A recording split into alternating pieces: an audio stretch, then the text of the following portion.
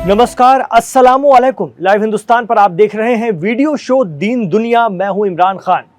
जब तक south Lebanon में हिजबुल्लाह है तब तक नॉर्थ इस्राइल के लोग अपनी बढ़ी हुई बस्तियों में वापस लौट कर नहीं आ सकते। जी हां, लेबनान की तंजीम हिजबुल्लाह का इस्राइल में इस कदर खौफ है कि वो 1 साल बाद भी जब से सीज फायर हुआ है बरकरार है और अब तो हिजबुल्लाह फिर से अपनी ताकत मजबूत कर रहा है।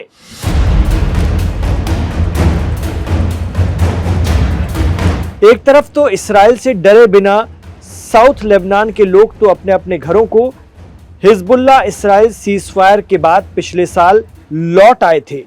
वो तो वहां खंडरों में भी खुशी खुशी टेंट लगाकर रहने को तैयार थे अपनी धरती के प्यार में।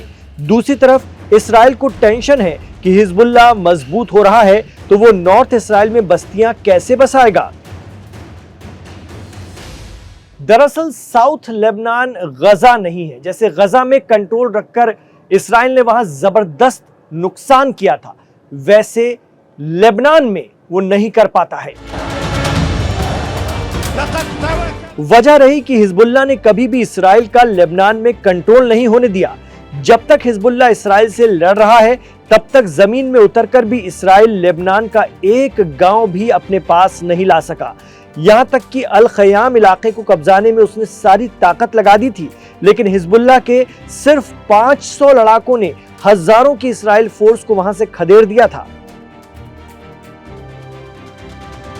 इस साल की शुरुआत में ही हिजबुल्लाह ने साफ कह दिया था कि वो इस्राइल का लेबनान में डटे रहने का कोई भी एक्सक्यूज बर्दाश्त नहीं करेंगे। इस्राइल एक दिन, 1 साल तो क्या 1 सेकंड भी लेबनान में नहीं रह सकता।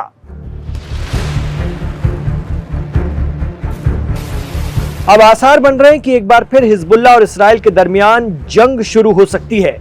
हिजबुल्लाह को इस्राइल के साथ चली जंग में अपनी टॉप लीडरशिप भले ही गंवानी पड़ी थी। सैयद हसन नसरुल्लाह और फवाद शुक्र जैसे हिजबुल्लाह के फाउंडर इस्राइल के हमलों का शिकार हुए। एक वक्त तो ऐसा लगा भी था कि मिडिल ईस्ट में हिजबुल्लाह की ताकत खत्म हो जाएगी, लेकिन अभी ये साल खत्म भी नहीं हुआ है और हिजबुल्लाह ने अपनी ताकत में जबरदस्त इजाफा कर लिया है। हिजबुल्लाह संगठन अब भी लेबनान के शिया समुदाय में अपनी गहरी जड़ें रखता है और लेबनान की सरकार में भी उसकी अहम भूमिका बनी हुई है। यही वजह है कि लेबनान सरकार भी हिजबुल्लाह को लेकर नर्म रही है, या यूं कहें कि लेबनान में फौज की भूमिका में है हिजबुल्लाह, जो दुनिया की सबसे बड़ी गैर सरकारी आर्म फोर्स मानी जाती है।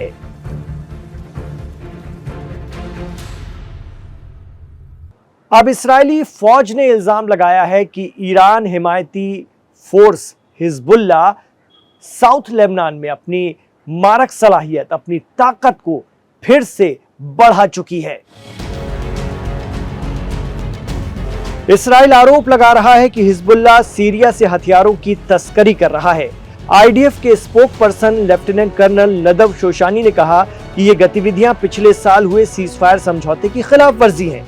लेकिन इस्राइल का यह आरोप कि हिजबुल्लाह सीरिया के जरिए हथियारों की तस्करी कर रहा है, इस पर मिडिल ईस्ट एक्सपर्ट कुछ और ही कहते हैं।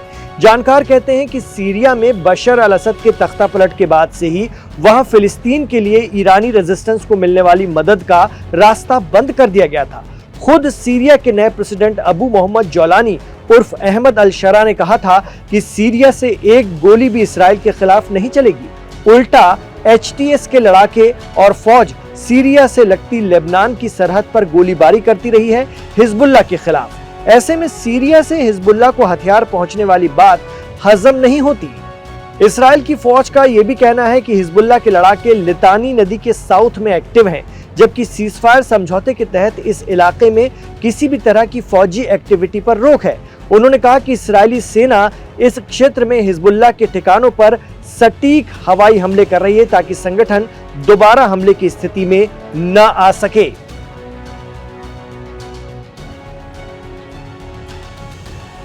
लेकिन अब तो लेबनान की सरकार भी हिजबुल्लाह के साथ आ गई है और इस्राइल के आरोपों को आईना दिखा दिया है।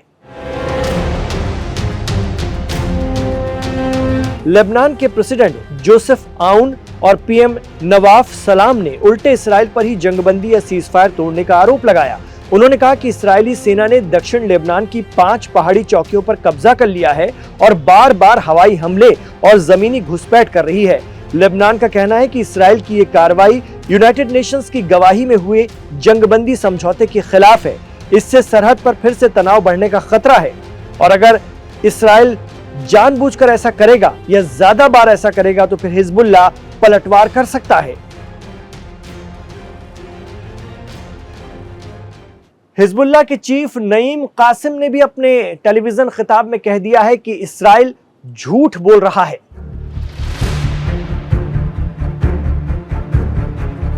उनका कहना है कि हिजबुल्लाह 2024 के जंगबंदी समझौते को पूरी तरह से अमल में ला रहा है। नईम कासिम ने कहा कि अगर इस्राएल हमारे देश पर हमले बंद कर दे, अपने सैनिकों को वापस बुला ले और लेबनानी कैदियों को रिहा करे तो नॉर्थ इस्राएल के कस्बों को किसी प्रकार की सुरक्षा की समस्या नहीं होगी।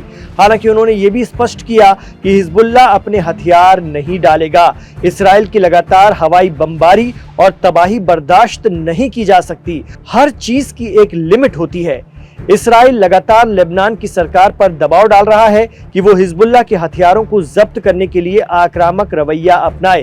खासकर दक्षिण लेबनान के गांव में सेना इस क्षेत्र को 2025 के अंत तक हिजबुल्लाह से आजाद कराने की योजना पर काम कर रही है। कहा तो ये भी जाता है कि अमेरिका और कई अरब मुल्क इस प्रेशर को बनवाने में इस्राएल के साथ हैं, लेकिन हिजबुल्लाह ने भी साफ कर दिया है कि वो हथियार नहीं डालेगा। अगर हिजबुल्लाह ने हथियार डाले तो इस्राएल साउथ लेबनान में अंदर तक आ जाएगा।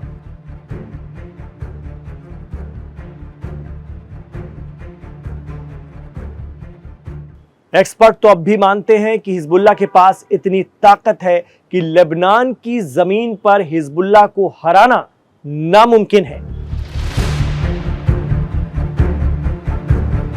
जब गजा में 2 साल की जंग में सब तबाह बर्बाद करके भी इस्राएल हमास को खत्म नहीं कर पाया, तो हिजबुल्लाह तो दुनिया की सबसे बड़ी गैर सरकारी फोर्स है।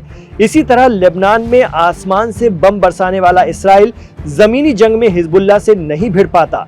ये पिछली जंग में देखने के लिए मिला था। इस्राएली फोर्स लाख कोशिश के बावजूद साउथ लेबनान में जमीन के एक टुकड़े पर भी कब्जा नहीं कर पाई। इल्जाम लग रहा है कि अब इस्राएल किसी भी बहाने से लेबनान में रुकना चाह रहा है ताकि हिजबुल्लाह पर कंट्रोल रहे और वो अपने लोगों को नॉर्थ इस्राएल की बॉर्डर तक ला सके, बसा सके। जबकि खुद लेबनान सरकार कह रही है कि अब इस्राएल को लेबनान से चले जाना चाहिए।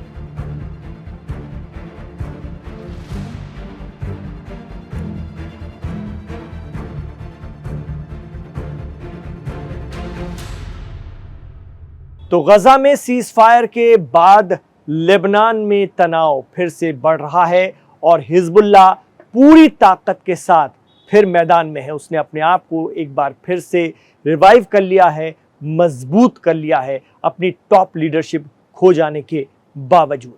आपको क्या लगता है, हिजबुल्लाह लेबनान में हथियार डाल देगा जैसा कि दबाव बनाया जा रहा है? हालांकि वो साफ मना कर चुका है। हमें कमेंट बॉक्स पर जरूर बताइएगा। इमरान खान के साथ अगर आप आखिर तक कनेक्ट रहे हैं तो हमारे इस शो को, इस वीडियो को लाइक जरूर कीजिए ताकि ये आगे बढ़ सके। यूट्यूब के जरिए इसे व्हाट्सएप के जरिए शेयर भी कीजिए। आपसे गुजारिश रहेगी कि हमारे चैनल लाइव हिंदुस्तान को सब्सक्राइब जरूर कीजिएगा। इमरान खान के साथ आखिर तक जुड़ने के लिए आपका बहुत बहुत शुक्रिया। अपना ख्याल रखिए, अपनी दुआओं में हमें याद रखिए।